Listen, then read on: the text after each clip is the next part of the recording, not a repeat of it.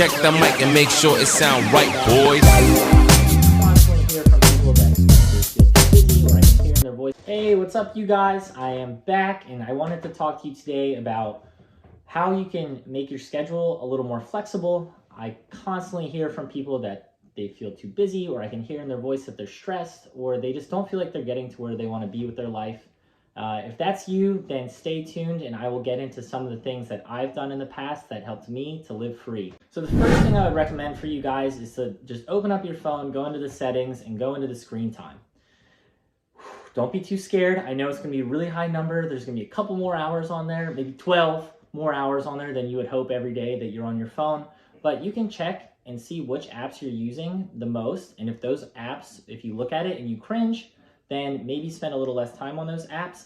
And if there are apps that you're happier on and they're a little more productive, then that's great. You can kind of fine tune some time in there. But if you can set the limits on your phone on what you're doing with each app, you might find that you're not as busy. You might be able to squeeze in more time with your friends, some more time building out that side business you're trying to build. And just playing with your screen time is going to be a really quick and easy way to identify where you're weak right now. The next thing I recommend you do if you find yourself too busy is to cut the cord. And I know that's ironic now because most things we just stream on. So cut the stream. It kind of bothers me when I meet up with someone who says their life's been too crazy and they're still in the same position they were in last time I saw them. Yet the first thing they ask me is, oh, have you seen Squid Game or have you seen this? And they're already through all the seasons. I don't even know how many seasons there are of Squid Game. Haven't watched it yet. I'm sure it's good. But if you're not where you want to be, then the time you spend watching Netflix, playing video games, all that stuff needs to come down. If you really care about getting to those next points in your goals. Now, there's nothing wrong with Netflix or any type of video game. If that's something you like to do, totally cool. But you are watching this video because you want to find out how to get more time in your schedule. So those are two easy ways to find a little more time for your schedule and the things that you want to be doing and doing things that are a little more meaningful, whether it's spending time with friends, family, building that side hustle, whatever it is. All right, the last one, and this is probably going to be your biggest time saver, is thinking about who you associate with.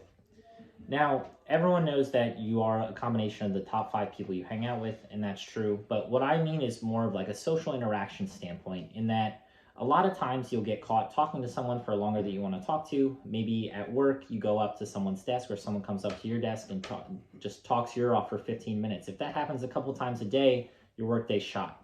So you need to get a little better at kind of controlling conversations so you can keep them to the length that you want.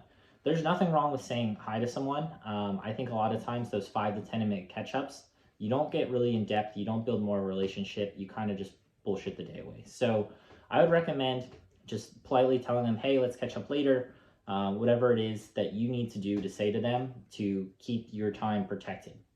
Now that also goes with phone calls and text messages. You do not need to answer every text that comes into your phone. You can very easily save text for later. I even save text for days later. Sorry, everyone, I'm not that great at responding. But if it's something that's not urgent to your day and you have something that you're trying to get done, then just don't text people back. If someone calls you and it's going to interrupt what you're doing, stay focused. Don't take the call. I'm sure it can wait. Or if it is someone important, take it, because that could be the next door that you need. So to reiterate, try to keep conversations in person short. If you really want time to develop deeper relationships with people and be there in the times that it matters, then you need to cut those conversations short. You need to not answer every text that comes into your phone and not answer every phone call. If you do that and you do those other things I recommended, you're going to buy a whole lot more time for yourself. Thank you guys for tuning in today. I know it's about that time where you cut the YouTube app, you've spent too much time on it, you need to get back to your goals. Before you do that, please hit the subscribe button, like this video. If you want to share it with anyone who you think needs it, please do so. Feel free to hit me up in the comments. I'll be certain to get back to it. And other than that, just be sure to live free. Check the mic and make sure it sound right, boys.